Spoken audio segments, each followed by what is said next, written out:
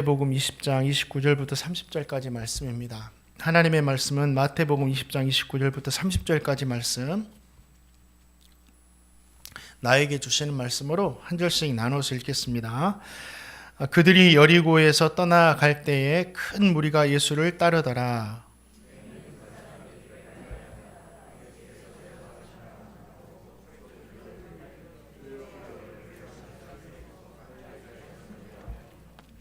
무리가 꾸짖어 잠잠하라 하되 더욱 소리질러 이르되 주여 우리를 불쌍히 여기소서 다윗의 자손이여 하는지라.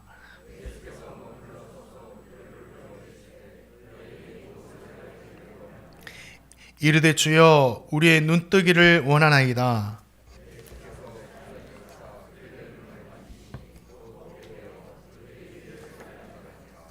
아멘. 오늘 말씀은 주님께서 여리고에 있던 맹인 두 사람을 고치는 이야기가 기록되어 있습니다. 예수님께서 여리고를 떠나실 때 큰 무리가 따랐다라고 기록하고 있습니다. 맹인 두 사람이 길가에 앉아 있다가 예수님께서 지나가신다 하는 소리를 듣고 예수님을 향해서 큰 소리로 자신들을 불쌍히 여겨달라고 간구합니다. 무리가 그들을 꾸짖으면서 조용히 해라 이렇게 만류했지만 그들은 더 큰 소리로 주님 우리를 좀 불쌍히 해달라고 다시 한번 간구를 했습니다. 예수님께서 그 소리를 들으시고 가던 길을 멈추시더니 그들을 부르십니다. 그리고 너에게 무엇하여 주기를 원하느냐 물으십니다. 주님 우리가 눈뜨기를 원하나이다 이런 고백을 드리죠. 예수님은 그들을 불쌍히 여기셔서 눈을 만지시고 치유해 주셨습니다. 두 맹인이 주님의 은혜로 눈을 뜨게 됐다라는 이야기가 오늘 말씀의 전부입니다. 이렇게 간단한 이야기이지만 이 말씀에는 저와 성도님에게 주시는 귀한 신앙의 은혜들이 가득 담겨 있습니다. 우리 한 절 한 절 살펴보면서 주님께서 우리에게 주시는 귀한 은혜를 얻고자 합니다. 자, 마태복음 20장 29절 말씀, 나에게 주시는 말씀으로 함께 읽겠습니다. 시작. 아멘. 예수님을 따르는 수많은 사람들이 있었다고 하잖아요. 그 수많은 사람들을 통해서 우리에게 주시는 귀한 은혜가 있습니다. 마태복음의 말씀은 주님께서 여리고를 떠나실 때 일어난 사건으로 기록하고 있는데 동일한 사건을 누가복음 18장에서도 기록하고 있는데 이 말씀에는 주님께서 여리고에 가까이 가셨을 때라고 또 반대되는 이야기로 기록되어 있습니다. 한 사건을, 어떤 사건은 여리고를 떠나실 때, 어떤 사건은 여리고에 가까이 오셨을 때라고 기록하고 있다는 거죠. 왜 이렇게 기록되었는가? 성경이 잘못된 것이 아니라 당시 여리고는 구 여리고와 신 여리고가 있었습니다. 이스라엘의 정탐꾼을 숨겨주고 구원을 받았던 라합이 살고 있었던, 예전에 무너졌죠. 여호수아 때. 그곳은 구 여리고입니다. 또 신 여리고가 있었는데 이 신 여리고는 헤롯 대왕에 의해서 구 여리고에서 1.5km 정도 떨어진 곳에 새로 세워진 성을 말합니다. 마태는 예수님께서 떠나가시는 이 구 여리고의 관점에서 기록한 것이었고, 누가는 예수님께서 들어오시는 신 여리고의 관점에서 이 사건을 바라봤기 때문에 이런 차이가 발생한 거죠. 구 여리고를 떠나서 신 여리고로 가시는 예수님을 큰 무리가 따랐다고 했습니다. 두 도시에는 수없이 많은 사람들이 살았죠. 여리고의 백성들이 어느 정도인지는 정확하게 알 수 없지만 두 도시에서 따랐으니까 정말 많은 사람들이 예수님을 따르고 있었다는 것을 우리는 알 수 있습니다. 그런데 이들이 주님을 따라다니는 이유는 중요한 목적이 있어서가 아니었어요. 항상 주님의 곁에는 수많은 무리, 큰 무리, 허다한 무리가 따랐잖아요. 다른 사람들이 예수님 따라가고 있으니까 나도 한번 따라가 보자 하고 따랐던 사람도 있고, 예수님이 기적을 많이 일으키신다는데 나도 한번 따라다니다 보면 이 기적을 볼지 않을까? 그런 생각으로 따랐던 사람입니다. 또 주님께서 오병이어의 기적을 일으켰다고 하는데 나도 한번 그런 은혜를 한번 맛볼 수 있을까? 하면서 지금 주님을 수없는 사람들이 따르는 겁니다. 이렇게 주님을 따라다니는 것이 좋은 것인가? 한번 생각해 봤어요. 우리 성도님은 어떻게 생각하세요? 그냥 목적 없이 그냥 다른 사람들이 따라다니니까 주님을 따라다니는 것? 저는 이 말씀을 부정적으로는 생각하지 않고 긍정적으로 생각합니다. 좋게 여겨요. 왜냐하면 처음부터 예수님을 인격적으로 영접하고 주님을 따르는 사람들이 많지 않습니다. 처음부터 예수님을 인격적으로 만나가지고 막 교회에 나와서 예배하고 뜨겁게 주님을 섬기는 사람이 많지 않다라는 거죠. 대부분 처음에는 인격적으로 주님 만나지 못하고 교회에 대한 그래도 교회 가면 마음의 평화를 얻는다고 하니까 교회의 긍정적인 소문을 듣고 방문한 사람이 있고 또 나에게 문제가 있는데 문제가 있는 거 교회 가서 기도하면 좀 잘 된다라는 이러한 이야기를 듣고 교회에 나오는 사람들도 있습니다. 저도 어머니를 따라서 수요 예배, 그러니까 저녁 예배였죠. 수요 저녁 예배 가끔 참석하다가 주일에는 교회 안 갔어요. 그런데 어느 날 아침에 모르는 친구가 저의 집 앞에 와가지고 문을 두드리는 겁니다. 그래서 저에게 함께 교회 가재요. 자기도 교회 처음 간다고.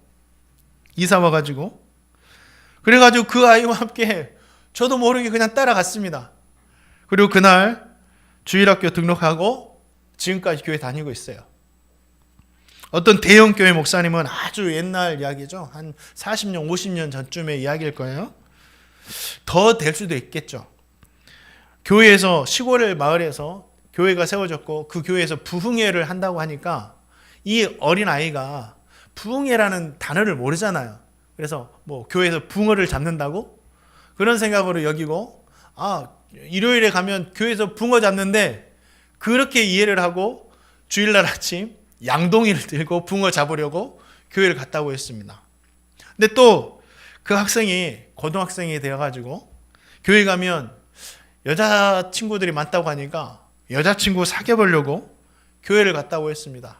그러다가 은혜도 받고 그러다가 예수님 믿고 지금은 대형교회 목사님이 되었다라는 거죠. 예수님을 따르던 여리고의 수많은 사람들 그렇게 따랐던 거예요. 그런데 그렇게 따랐는데 어떻게 되었죠? 이 사람들이 오늘 본문 말씀에 나오지 않지만 누가복음에는 그들의 결말이 나옵니다. 자, 누가복음 18장 43절 말씀. 수많은 사람들이 주님 따라다니다가 어떻게 되는지 한번 읽어보겠습니다. 시작.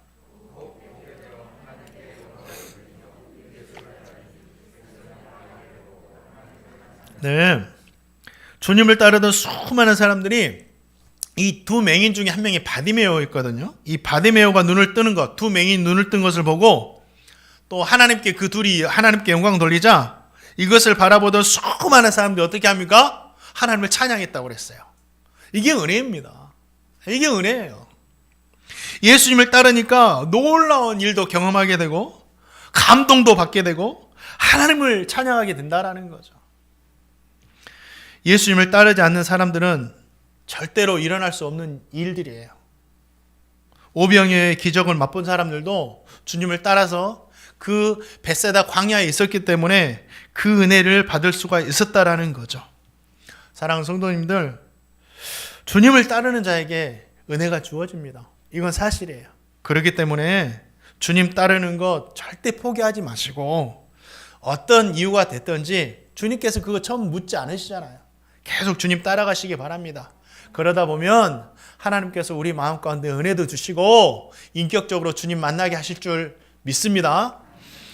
또 오늘 말씀을 통해서 귀한 은혜를 우리에게 주시는데 두 맹인을 통해서 눈을 뜬 두 맹인을 통해서 우리에게 주시는 은혜가 있습니다.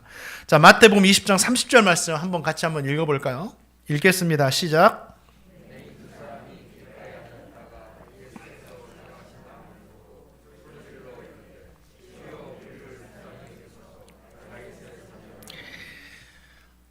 오늘 말씀의 핵심이에요. 앞을 볼 수 없는 두 사람은 예수님을 향해서 다윗의 자손이여 라고 부르짖습니다. 이 고백은 예수님께서 다윗의 자손으로 오실 구약에 예언된 하나님의 아들 구원자 메시아라는 의미가 담겨 있는 거예요. 지금 이 두 맹인은 그냥 소리 지르는 게 아니라 이 믿음을 가지고 고백하고 있다라는 거죠. 앞을 볼 수 없었던 두 맹인이 어떻게 예수님이 하나님의 아들이라는 것을 알아볼 수 있었을까요? 이건 우리 한번 생각해 봐야 돼요. 어떻게 예수 믿게 대한 이런 믿음을 가질 수 있었을 것인가? 앞을 보지도 못하는데 눈을 뜨고 있던 수많은 사람들도 지금 주님 따라다니지만 이 고백하지 못해요. 종교 지도자들이라고 했던, 성경을 많이 알고 있었다고 했던 서기관, 바리새인, 대제사장, 이들도 주님을 보고 다윗의 자손이야 하고 메시아야 하고 고백하지 못해요. 왜 그렇죠? 예수님을 하나님의 아들, 구원자로 그들은 보지 못했기 때문이에요. 눈을 뜨고 있어도 예수님을 보지 못했어요. 그런데 이들은 눈을 감겼지만 예수님을 본 거예요. 하나님의 아들로. 믿음은요, 우리가 눈으로 본다고 해서 생기는 게 아니에요. 보면 막 기적을 보고 이적을 보면 믿음이 생길 것 같죠? 오병이어가 일어났던 그 수많은 사람들이 믿음, 이 기적과 이적을 바라보면서 경험했지만 그들 모두가 예수님을 구주로 믿었나요? 아니에요. 그 중에 태반이나 돌아섭니다. 우리 예수님께 대한 믿음은요, 우리의 눈으로 본다고 해서 믿음이 생기는 게 아니에요. 믿으면 말씀을 보니까 들음에서 난다고 그랬어요. 말씀을 들을 때 우리에게 믿음이 생기는 거예요. 두 맹인도 말씀을 듣고 믿음을 갖게 된 거예요. 뜬 눈으로 보지는 못했지만 귀로 말씀을 듣고 믿음을 갖게 된 거죠. 그들은 예수님께 대한 소문을 듣고 있었습니다. 어떤 소문을 들었죠? 예수님으로 인해서 저는 자도 걷고 죽은 자도 살아나고 또 소경도 눈을 뜨고 무리를 걸으시고 가난한 자와 함께 하시며 하나님 나라의 복음을 전해주는 그 수많은 이야기들을 그 귀로 듣고 있었다라는 거죠. 그리고 이 들은 이야기를 그들은요, 다른 사람들은 흘려들을지 모르지만 그 두 사람은 흘려듣지 않았어요. 마음에 담았다라는 거죠. 왜입니까? 그 두 맹인은 하나님의 아들이 오시면, 다윗의 자손이 오시면 하실 일들과 이루어질 일들에 대해서 그들은 알고 있었어요. 자, 하나님의 아들 메시아가 오시면 하실 일들이 예언이 됐습니다. 구약 성경에. 자, 이사야 35장 4절과 6절 말씀 우리 같이 한번 읽어보겠습니다. 함께 읽겠습니다. 시작. 하나님이 오사 너희를 구하시리라 하라. 그때 맹인의 눈이 밝을 것이며 못 듣는 사람의 귀가 열릴 것이며 그때 저는 자는 사슴같이 뛸 것이며 말 못한 자의 혀는 노래하리니 이는 광야에서 물이 솟겠고 사막에서 시내가 흐를 것임이니라. 이게 예언된 메시아가 오시면 하실 일들이고 일어날 상황들이었어요. 그들은 비록 맹인이었지만 유대인들이었기 때문에 이 성경에 대해서는 알고 있었다라는 거죠. 그래서 그들은 예수님께 대한 소문을 듣고 예수님이 구약에 예언된 하나님의 아들임을 깨닫고 믿고 있었다라는 거예요. 그렇기 때문에 예수님께서 지나가신다는 소리를 듣자마자 다른 사람들은 그런 고백 안 하는데 주님을 향해서 다윗의 자손이요 우리를 불쌍히 여겨 주십시오라고 소리를 지른 거예요. 다윗의 자손이면 이 말씀대로 우리를 고치실 수 있겠구나. 이분이 진짜 다윗의 자손 하나님의 아들이시구나 고백한 거예요. 그들에게 믿음이 없었다면요, 이 고백은 절대 하지 못합니다. 사랑하는 성도님들, 믿음은 보는 것에서 나는 것이 아니에요. 말씀을 들으면서 나옵니다. 그래서 그렇기 때문에 저와 성도님은 마지막 때에 미혹되지 않기 위해서 보이는 것에 끌려다니면 안 됩니다. 보이는 것에 끌려다니는 사람 정말 많아요.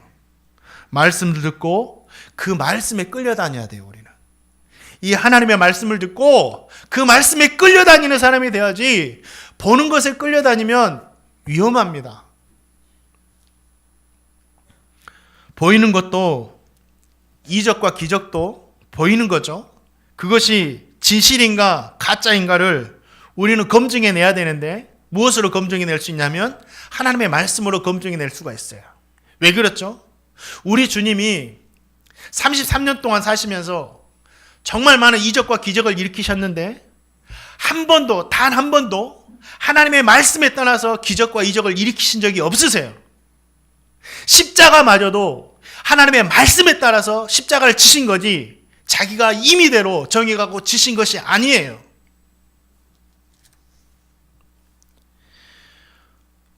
예수님은 도마에게 이런 말을 합니다. 너는 보는 고로 나를 믿느냐? 보지 않고 믿는 자가 더 복되다. 이런 말씀하십니다. 주님을 직접 보지 않고 말씀을 통해서 주님을 보고 믿는 자가 더 복되다 하신 거죠. 그 믿음이 더 좋은 믿음이라는 거예요. 어쩌면 도마보다 저와 성도님이 믿음이 좋은 사람들이에요. 도마는 보고 믿었으니 저와 성도는 보지 않고도 하나님의 말씀을 통해서 주님을 믿고 있잖아요. 사랑하는 성도님들, 우리 행복누리교회 성도님들은 말씀을 듣고 믿는 더 좋은 믿음 되시기를 주님의 이름으로 축원드립니다. 막 눈으로 보고 막 하면 따라다니면 막 뭔가가 일어날 것처럼 될 수 있지만 위험합니다. 좀 드라이할 수 있지만 정말 살아계신 하나님의 말씀을 믿고 듣고 그 말씀을 따라가는 저와 성도님 되시기를 주님의 이름으로 축원드립니다. 예수님께서 두 맹인의 고백을 들으시고 어떻게 하시죠? 그들의 눈을 만져주시죠. 그리고 고쳐주십니다. 이것은 예수님께서 그들의 질병을 고치시면서 나타내신 게 있어요. 이게 뭐냐면 두 맹인이 고백한 것처럼 내가 정말 구원자이고 하나님의 아들이다라는 사실을 보여준 거예요. 많은 사람들에게. 진짜 하나님의 아들이 아니면 이 일을 할 수 없거든요.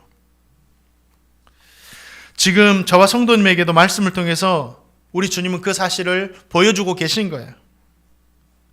내가 하나님의 아들이다. 내가 구원자다. 이것이 오늘 말씀의 핵심이에요. 눈이 온전하여도 예수님을 볼 수 없는 사람이 있습니다. 그러나 눈이 고장났지만 예수님을 볼 수 있는 사람이 있어요. 진짜 맹인이 누구일까요? 바로 눈을 뜨고도 예수님을 볼 수 없었던 그 종교 지도자들이 다 맹인인 거예요. 주님은 이 이야기를 통해서 자신을 알아보지 못하는 영적인 맹인된 모든 사람들이 눈이 열리기를 원했어요.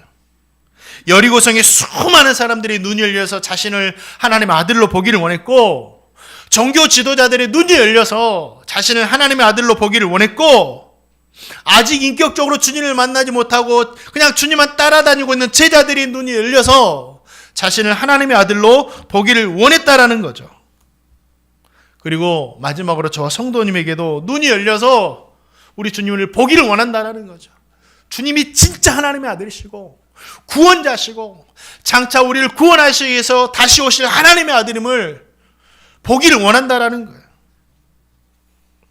믿음의 눈을 열고 우리가 직접 보지는 못했지만 오늘 전해지는 이 말씀을 통해서 우리 주님을 하나님의 아들 구원자로 바라보시기를 주님의 이름으로 축원드립니다. 또 이 두 맹인을 통해서 우리에게 주시는 귀한 은혜가 있는데, 이 고통이라는 것을 우리가 어떻게 받아들일 것인가, 고통은 과연 우리에게 무엇인가, 그 의미를 알려주고 있습니다. 두 맹인에게는 앞을 볼 수 없었던 이 신체적인 고통이 있었죠. 건강한 사람들은 이 고통을 알까요? 모르죠. 이 장애를 가지고 있는 분들, 그래도 지금은 복지시설도 많이 갖추고 복지 혜택도 이렇게 주지만 그래도 어렵고 힘든 것이 한두 가지가 아닐 거예요. 그러잖아요. 지금과 비교했을 때 당시에는 이런 것들이 없었잖아요. 그래서 두 맹인이 느끼기에는 이 어려움들이 상상 이상을 초월했을 거예요. 너무 힘들었을 거예요. 이들에겐 단순히 앞을 못 본다는 신체적인 고통만 있었던 것이 아니에요. 그들에겐 직업적인 고통도 있었고요. 사람들이 바라보는 편견에 대한 고통들도 다 가지고 있었어요. 엄청난 고통을, 삶 자체가 고통이었어요. 그들에게는 살아있는 자체가.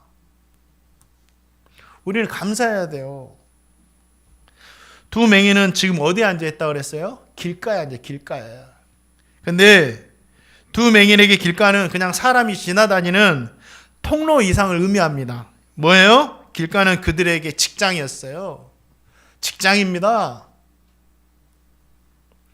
당시에 앞을 볼 수 없는 맹인들은 경제적인 활동을 할 수 없었잖아요. 그래서 많은 사람들이 다니는 큰 길가에 앉아가지고 동냥을 하며 살아가는 것이 유일한 생계 수단이었어요. 평상시에 사람들의 발자국 소리만 나면 사람들을 향해서 도와주세요, 도와주세요 하면서 살았던 사람이 자신의 직업이었고 이것이 길가가 직장이었다라는 거예요. 사람들이 도와주지 않으면 그들은 살 수 있어요? 없습니다. 당시는요, 건강한 사람들도 로마의 압제하에 있었기 때문에 먹고 사는 것이 힘들었어요. 건강한 사람들도. 근데 두 맹인이 당하는 힘듦은 상상 이상이었다라는 거죠. 그래도 그들은 자신들이 유일하게 할 수 있는 생계 수단이었던 이 길가를 벗어날 수가 없었다라는 거예요. 이 고통스러웠지만 여기를 벗어나면 더 고통스러우니까 일하면서도 고통당하면서도 계속 그곳에 머무를 수밖에 없었다라는 거예요. 우리 성도님들도 혹시 이런 심정으로 일하고 계신 분들 있지 않으세요? 우리 성도들도 있겠다 싶어요. 참 그래서 이 말씀을 보면서 우리 성도를 보면서 잠깐 기도하고 그랬는데 애잔한 마음이 들더라고요. 또 이 사람들에게는 이 일적인 고통뿐만 아니라 이 사람들의 편견에서 오는 고통도 있었습니다. 자, 마태복음 20장 31절 말씀 한번 읽어보겠습니다. 시작.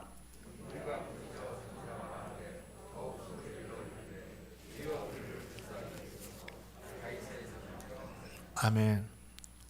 오늘 또 여느 때와 다름없이 길가라는 직장에 나가서 사람들을 향해서 막 구걸을 하죠. 도와주세요, 도와주세요. 그런데 갑자기 평소와는 다르게 수많은 사람들에게 막 발자국 소리가 들리는 겁니다. 먼지도 많이 일어나고 그러다가 예수님이 오셨다라는 소리, 예수님이 지나가신다라는 소리를 들은 거예요. 두 맹인은 그 소리를 듣자마자 즉각적인 반응으로 자신들이 낼 수 있는 가장 큰 소리였습니다. 예수님이 어디 계신지 모르니까 만나고 싶으니까 예수님 들으라고 가장 큰 소리로 부르는 거예요. 그냥 부르는 게 신사적으로 부르는 게 아닙니다. 다윗의 자손이여 나를 불쌍히 여겨 주십시오. 얼마나 몽짝건 불렀는지 몰라요, 이 두 맹인이. 그러자 주변에서 뭐라고 합니까? 주님, 이 사람들 너무너무 불쌍하니까 좀 도와주세요. 이런 형편에도 이렇게 열심히 일하고 살잖아요. 좀 도와주셔야 됩니다. 라고 이렇게 이야기했나요? 아니에요. 주변 사람들이 뭐라고 합니까? 꾸짖었다 그래. 꾸짖었다. 이게 단순히 꾸짖다는 이야기가 그냥 나무라는 게 아니에요. 이 강력한 꾸짖음인데 예수님께서 베드로에게 사탄은 물러가라 이렇게 하시잖아요. 이렇게 강력하게 꾸짖음이었어요. 조용해! 왜 사람들이 이들을 꾸짖었을까요? 자, 사람들이 이들을 보는 관점이 있었어요. 이 두 맹인을 보는 관점이 있었습니다. 죄인으로 바라보고 있어요. 이 두 맹인을 죄인으로 바라보고 있다고요. 자, 요한복음 9장에 보면 나면서부터 맹인된 사람이 있었습니다. 나면서부터 맹인이 됐어요.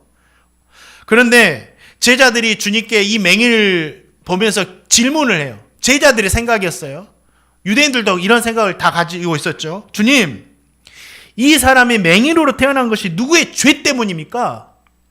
부모의 죄 때문입니까? 아니면 자신의 죄 때문입니까? 근데 주님은 뭐라 그래요? 죄 때문이 아니다. 이 사람을 통해서 하나님께 영광을 돌리기 위해서 이랬다라고 대답하셨지만, 자, 이스라엘 백성들은 단순히 이 두 맹인을 보면서 무슨 취급했다라는 거예요? 죄 때문이다. 자신의 죄든지 부모의 죄든지 죄 때문이다 하면서 이들을 죄인으로 바라보는 거예요. 그러면서 꾸짖는 게 어떻게 꾸짖냐면 예수님은 너희 같은 죄인이 부를 수 있는 분이 아니다. 이렇게 꾸짖는 거예요. 야, 예수님이 어떤 분이네 너 같은 사람이 만날 수 있어? 하면서 꾸짖는 겁니다. 맹인이 되어가지고 불편하게 살아가는 것도 힘든데 길가에서 구걸하면서 그렇게 먹고 살아가는 것도 너무너무 서러운데 사람들은 나를 알아주지도 못하고 자신들을 죄인으로 보는 것이 얼마나 마음에 상처가 됐겠어요. 자신들을 죄인으로 생각하는 그 사람들의 편견과 그들의 말이 고통이 되었다라는 거죠. 두 맹인에게는 수없이 많은 고통이 있었습니다. 그런데 중요한 것은요, 이 고통이 우리 주님을 이 두 맹인에게 다윗의 자손으로 보게 만들었고, 믿게 만들었고, 고백하게 만들었고, 결국은 주님을 만나서 치유되게 만들었다라는 거죠. 원치 않는 고통 안에서 살아가는 것, 정말 말할 수 없는 힘듦이지만, 그러나 이 고통이 주님을 만나게 했습니다. 고통이 오히려 은혜가 된 거예요. 이 고통으로 인해서 주님을 만나서 눈이 열리는 은혜까지 받았으니까 이 고통이 그들에게는 은혜가 아니겠습니까? 이 고통으로 인해서 주님을 진짜 하나님의 아들로 영접했으니까 예수를 믿지 않는 종교 지도자들보다는 더 은혜가 아니겠습니까? 사랑하는 성도님들, 고통이 있다는 건 좋은 것이 아니에요. 힘들고 눈물 나고 어려운 겁니다. 그러나 내가 고통이 없고 싶다고 해서 그 고통 없는 것이 마음대로 됩니까?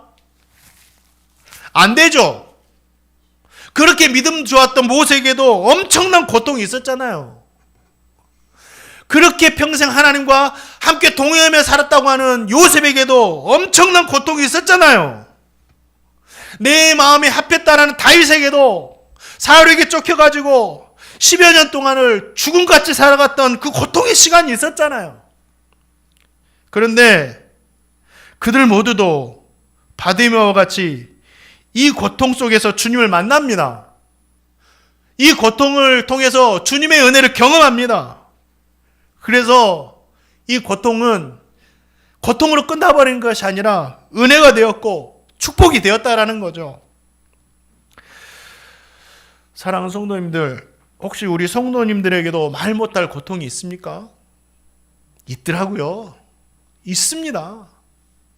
말하지 않지만, 표현하지 않지만 있어요. 그런데 이 고통으로 끝나버리게 해서는 안 됩니다. 그럼 진짜 슬픈 거예요. 너무너무 안타까운 겁니다. 그러니 절대로 이 고통으로 끝나게 두지 마시고 하나님의 은혜로 끝나게 만드시기 바랍니다. 은혜가 되게 해야 돼요. 그래야 돼요. 그럼 어떻게 해야 됩니까? 우리는 바디메오에게서 배워야 돼요. 여러분, 바디메오가 은혜를 받을 때, 고통을 가지고 은혜를 받을 때, 그가 큰 물질을 가지고 하나님께 나갔나요? 그가 엄청난 헌신을 가지고 하나님께 나갔나요? 아니요. 자신이 할 수 있는 것 최선을 다해서 했어요. 그게 뭐예요? 부르짖어 기도하는 거. 이건 누구나 할 수 있는 거잖아요. 하나님이 엄청난 큰 헌신과 엄청난 물질을 원하시는 거 아니에요. 그 고통 가운데서 하나님을 향해서 부르짖는 것을 원하시는 겁니다. 그러면 하나님께서 그 기도를 들으시고 고통을 은혜로 만들어 주시는 거예요. 사랑하는 성도님들, 우리 성도님들 고통과 어려움이 있다면 주님께 들으실 때까지, 주님께서 응답하실 때까지, 우리 보세요. 응답할 때까지 부르짖잖아요. 이렇게 부르짖으시기 바랍니다.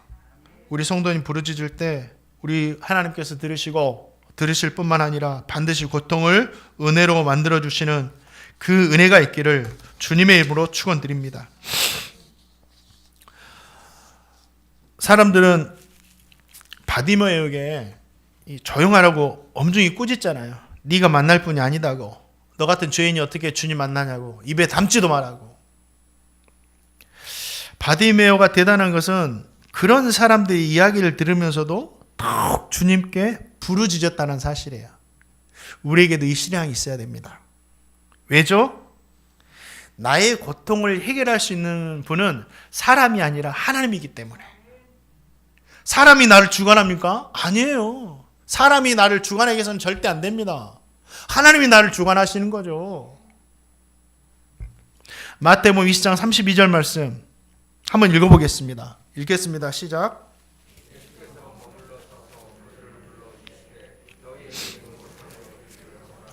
그렇죠. 우리 주님께 은혜가 있고 응답이 있는 거예요. 우리 주님께서만 응답하실 수 있는 거예요. 사람이 아닙니다. 저와 성도님이 예수님께서 주시는 은혜 받기를 원한다면 우리는 이 바디메오의 모습을 보면 두 가지를 다짐하세요. 첫째는 사람들로 인해서 주님의 은혜 절대 놓치지 마세요. 이게 가장 어리석은 겁니다.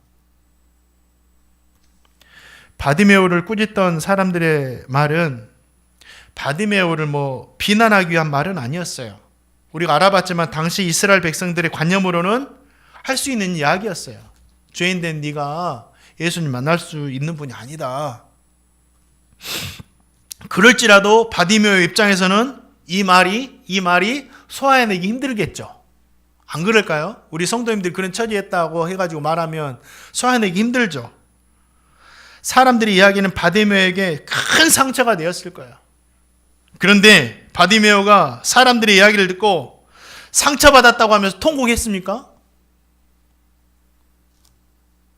그 이야기를 한 사람에게 나는 그런 사람 아니라고 하면서 싸웠습니까? 아니면 삐져서 돌아섰습니까? 아니죠. 사람들의 소리가 상처가 되어도 더욱 부르짖으며 자신을 불쌍히 해달라고 기도하면서 주님께 나갔다라는 거예요.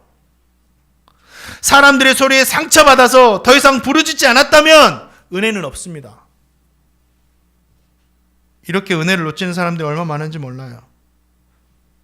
바디메오는 사람들의 말로 인해서 상처를 받았지만 주님의 은혜를 포기하지 않았어요. 바디메오는 사람들의 말로 인해서 상처를 받았지만 주님께 더 부르짖음으로 말미암아 주님의 가는 길을 멈춰 세웠습니다. 그래, 나는 니들의 말대로 죄인이다. 이 땅에 죄인 아닌 사람이 어디 있겠어요?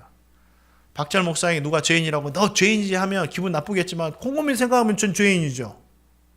이 땅에 죄인이 아닌 사람이 어디 있어요? 그래, 나는 죄인이다.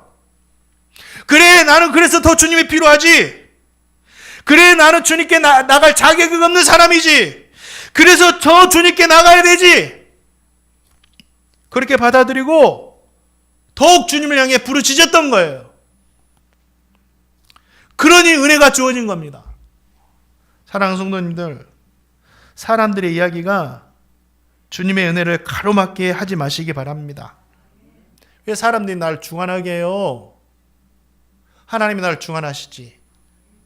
오히려 사람들에게 방해받고 상처받을 때 바디메오와 같이 더욱 주님 붙들어 서서 주님 주신 은혜와 평강을 충만하게 누리시기를 주님의 이름으로 축원드립니다. 또 한 가지, 사람이 절대 아니라 우리 주님께 불쌍히 여김 받으시기 바랍니다. 우리 주님께. 그래서 주님께 주님 나를 불쌍히 해주세요. 새벽에 우리 성도님들을 위해서 기도하는데 우리 어떤 집사님 첫 번째 기도가 불쌍하고 그런 나를 불쌍히 해달라고 그 기도가 있어요. 그 집사님 위해서 기도 얼마나 그 기도 은혜가 되는지. 불쌍하고 못난 죄 좀 용서해달 불쌍히 은혜 달라고. 제 기도인 것 같아요. 제 기도. 주님께서 그 기도를 가장 기뻐하실 것 같아요. 주님께서 불쌍히 여겨달라는 바디메오의 소리를 들으시죠. 주님은 바디메오를 불쌍히 여기시고 그의 눈을 만지셔서 보여주셨습니다. 주님의 은혜, 주님으로부터 불쌍히 여김 받는 자들의 것입니다. 오병이어를 베푸셔서 그들을 먹여주신 이유도 뭐라고 하시냐면 이스라엘 백성들을 불쌍히 여기셨기 때문에 그들에게 오병이어를 베풀어 주셨다고 합니다. 갚을 수 없는 빚을 진 종의 빚을 탕감해 준 이유도 주인이 그를 불쌍히 여기기 때문이에요. 아버지가 집 나간 탕자 둘째 아들도 용서하신 이유가 그를 불쌍히 여기기 때문이에요. 측은히 여겼다. 불쌍히 여기기 때문이에요. 모든 문제 해결 출발점 우리 주님으로부터 불쌍히 여김 받는 겁니다. 사랑하는 성도님들, 우리가 당하고 있는 모든 고통의 문제를 해결할 수 있는 분은 주님께 있습니다. 주님께 나와서 불쌍히 여김 받으시기 바랍니다. 주님, 박철 목사를 불쌍히 해주세요. 주님, 우리 행복누리교회 성도님께 다 불쌍히 해주십시오. 성도님들을 힘들게 하는 고통의 문제가 있습니까? 없는 사람 없어요. 다 있습니다. 바디메오와 같이 건강으로 고통당할 수도 있고, 이스라엘 백성들과 같이 물질로 인해서 배고픔에 고통당할 수 있고, 아니면 사람들의 관계로 인해서 고통당할 수 있고, 아무에게도 말 못할 이 가정에 대한 고통이 있을 수도 있고, 그렇다면 그 고통을 가지고 주님께 넙죽 엎드리세요. 어디서 엎드려야 돼요? 길가에서. 길가는 어디예요? 내가 일하는 회사, 사무실, 일터, 가정, 고통이 있는 곳에서, 그곳에서 엎드리면 돼요. 하나님은 그곳에서 가장 불쌍하게 계시고, 부르짖어 기도할 때 우리 성도님에게 은혜 주시고, 고통이 변하여 은혜로, 고통이 변하여 응답으로, 고통이 변하여 감사와 찬양으로 변화시켜 주실 줄 믿습니다. 말씀을 맺습니다. 말씀을 시작하면서 수많은 사람들이 예수님을 따랐다고 했잖아요. 오늘 말씀 마지막 보니까 말씀을 마치면서는 두 맹인이 치유를 받고 주님을 따랐다고 했어요. 이게 우리의 처음 모습이고 나중 모습이 돼야 돼요. 처음에는 우리가 못 모르고 주님 좋아서 따를 수 있지만, 나중에는 진짜 예수님을 나의 구주로 믿고 하나님의 아들로 믿고 나의 모든 것으로 믿고 주님을 따라다녀야 돼요. 이런 삶이 돼야 됩니다. 은혜 받은 것을 보고 놀라기만 하면서 박수치면서만 따라다니면 절대 안 돼요. 주님께 대한 믿음 가지시고 직접 은혜도 받으시고 직접 감동하면서 감사로 영광 돌리는 그런 삶이 돼야 된다는 거죠. 사랑하는 성도님, 성도님들에게는 들은 은혜 말고 받은 은혜가 있습니까?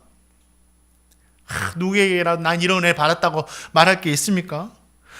놀랍게 하는 주변 사람들의 이야기 말고 가슴 뜨거워지는 그 은혜를 받는 그 이야기가 있습니까? 지금 고통하는 일이 있다면 그 고통하는 일을 하나님의 은혜로 만드시기를 주님의 이름으로 축원드립니다. 모두가 기도할 때 고통이 변하여 은혜가 되는, 축복이 되는, 감사가 되는, 찬양이 되는 저와 성도님의 삶이 되시기를 주님의 이름으로 축원드립니다. 우리 함께 내는 주의 영광을 원해 함께 찬양드립니다.